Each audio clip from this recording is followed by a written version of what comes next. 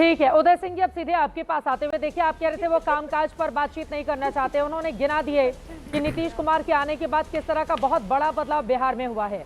उदय सिंह जी, ये बात भी सही है ना कि 2005 से नीतीश कुमार को आप लोग कितना भी कोसिए, लेकिन उनकी इर्द गिर्द ही बिहार की पूरी सियासत सिमटी रहती है और जनता उनको चुन भी रही है। जिधर जाते हैं पलड़ा उधर का भारी हो जाता है। उदय सिंह जी। चित्रा जी, मैं राजीव रंजन जी को बड़े ध्यान से सुन रहा था। एक समय में हम लोग दोनों एक ही गठबंधन के हिस्सा थे। 2005 में जब नीतीश जी आए तो 2009 तक, या यूँ कहूँ कि 2008 तक, वो बिहार का स्वर्ण काल रहा। मैं खुद कहता रहता हूँ और अभी भी दोहराता रहता हूँ कि नीतीश जी ने जो काम किया उन वर्षों में वो सराहनीय था। जिस सड़क की वो बात कर रहे हैं वो बहुत हद तक ठीक है, जिस विकास की बात कर रहे हैं वो बहुत हद तक ठीक है, लेकिन 2009-10 के बाद नीतीश कुमार जी का ध्यान भटक गया। अब बिना आपका समय लिए हुए मैं राजीव रंजन जी से सिर्फ 2 प्रश्न पूछता हूँ। क्या बिहार के कभी इतिहास में आज से ज़्यादा भ्रष्टाचार था? कभी नहीं था। क्या आज जो कानून व्यवस्था की स्थिति है वो जंगल राज कहलाने वाले आरजेडी के समय से कोई बेहतर है? नहीं है। क्या आप पलायन की ये बात कर रहे हैं? आज जिस गति से पलायन हो रहा है उस गति से पलायन 2005 में नहीं हो रहा था। और शायद राजीव रंजन जी को याद ना हो, देखिए मैंने किसी को ना टोका है, आप ना टोकें।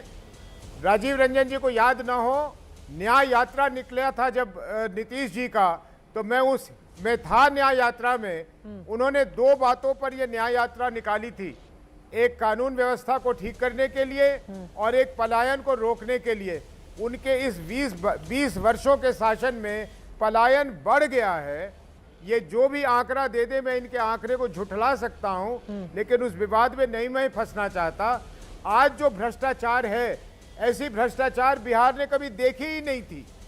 आज जो कानून व्यवस्था की स्थिति है, ऐसी गंदी कानून व्यवस्था की स्थिति बिहार ने देखी नहीं थी।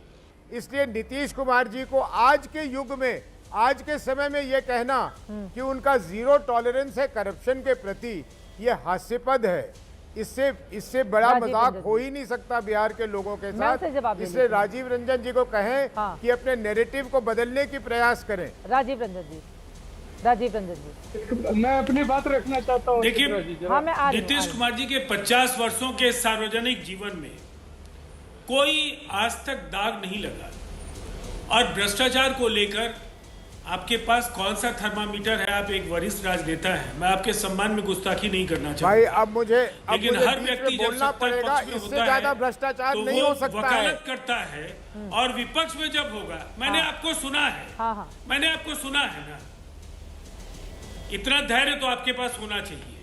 बिहार में भ्रष्टाचार को लेकर मैं दावे के साथ कह सकता हूं कि हमारा राजनेता एक ऐसा रोल मॉडल है जो आज भी काजल की कोठरी से सफेदी के साथ बाहर निकल सकता है। और दूसरी बात, कानून व्यवस्था को लेकर एनसीआरबी के आंकड़े 2022 के बाद नहीं आए, लेकिन इंडिया जस्टिस रिपोर्ट आप गूगल कीजिए और जो पैरामीटर्स जो हैं बेहतर कानून व्यवस्था के, जो प्रति लाख आबादी पर जो तालिका है, आप उसमें देख लीजिए। बिहार 18 राज्यों से बेहतर स्थिति में है, देश के 18 राज्यों से बेहतर स्थिति में है। एक बड़ा राज्य, एनसीआरबी के आंकड़े बड़े राज्यों की आबादी के आधार पर होते हैं, लेकिन जो क्राइम रेट का इंडेक्स है, नहीं मैं आपको बोल रहा हूँ, आप गलत मुझे मत ठहराइए उदय जी। सूरज मंडल जी की दुनिया में आप मुझे गलत नहीं ठहराइए। देखिए,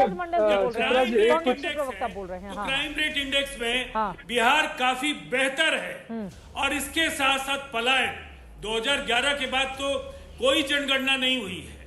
जनगणना के बाद अगर कोई जातीय सर्वे है तो जातीय सर्वे के आंकड़ों से पलायन को लेकर के आपके पास कोई प्रामाणिक आंकड़े आपके पास उदय जी नहीं होंगे, लेकिन हमारे पास रिवर्स माइग्रेशन के हैं, जिनका स्किल मैपिंग के जरिए जो कोरोना के बाद आए और वो इस राज्य में अपने हुनर की पहचान और उसके आधार पर वो काम में लग गए। ठीक है, ये सूरज कुछ मंडल जी, मेरी बात बोलिए, भी रहने बोलिए, दीजिए। बोलिए, सूरज मंडल इस जी। समय ये ठीक है, 2 करोड़ 99 वक्त लाख कम है। महिलाओं सूरज मंडल जी से जल्दी से टिप्पणी ले लेती हूँ। सूरज मंडल जी, हाँ देखिए, वो कुछ टेक्निकल कारणों से मैं कोई नहीं, बोलिए, बात नहीं कर सही पाया है। हूँ। हाँ। जरा हम पहली बात देखिए, सुन लीजिए। जो अभी बात हो रही थी कि किसके नेतृत्व में बिहार की जो अगली सरकार बनेगी, इसमें कोई दो राय नहीं है कि तेजस्वी जी अभी नेता है और इस गठबंधन के नेता है, महागठबंधन के नेता है। दूसरी बात, जो बात हो रही थी, राहुल जी ने जवाब नहीं दिया। यहाँ सवाल उठ रहा है कि लोगों के वोट, 65 लाख लोगों के वोट को आपने गबन कर दिया और गायब कर दिया। चुन चुन के अल्पसंख्यक और जो पिछड़े हैं और अति पिछड़े हैं, उनके वोटों को आपने एक तरह से खत्म कर दिया। तो संघर्ष तो उस बात का हो रहा है, उस पर प्रश्न आ नहीं रहे थे।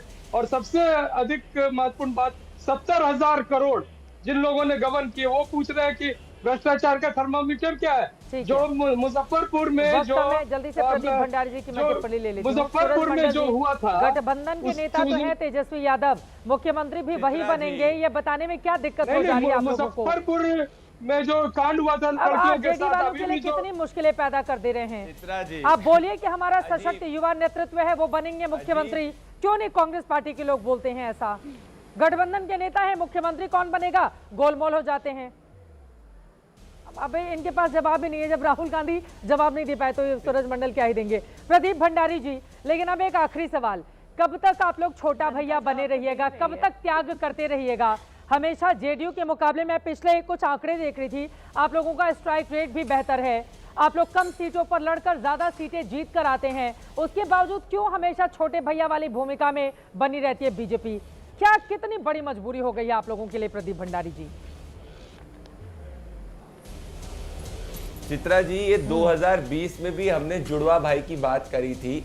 ये ना मेरे पास नवंबर 10 2020 में भी हमने हमारे साथी जेडीयू को जुड़वा भाई कहा था। हाँ। तो हमारे दिल के अंदर एक नेचुरल अलायंस जब होता है तो हर व्यक्ति एनडीए के हिसाब से लड़ता है। और हमारे लिए 5 सीट 10 सीट ऊपर मैटर नहीं करता, हमारे नरेंद्र मोदी और नीतीश कुमार का नेतृत्व मैटर करता है।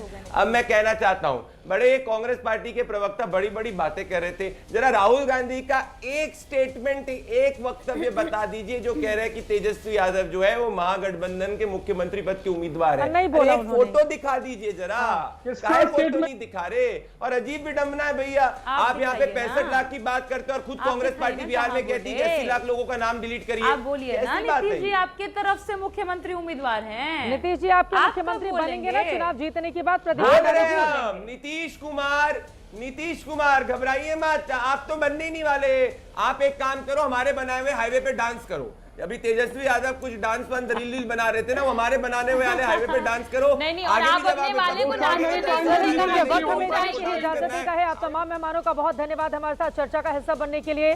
चुनावी जीत के बाद किसके कार्यकर्ता डांस करेंगे और किसके कार्यकर्ता नेपथ्य में जाएंगे, इसके लिए थोड़ा वक्त है, लेकिन माना यही जा रहा है कि इस बार जुड़ा भाई वाला दांव चलकर भारतीय जनता पार्टी ने जेडीयू के ऊपर दबाव बनाने की सियासत चली है। इसमें उसको कितनी मिलेगी कामयाबी, सीट बंटवारे का फॉर्मूला क्या होगा, और सबसे बड़ा सवाल यह है एसआईआर का मुद्दा या रोजगार का मुद्दा या पलायन का मुद्दा। बिहार में इस बार की जनता किस मुद्दे पर करने वाली है वोट, इस पर बनी रहेगी एबीपी न्यूज की नजर। इसी के साथ महादंगल में अभी के लिए बस इतना ही।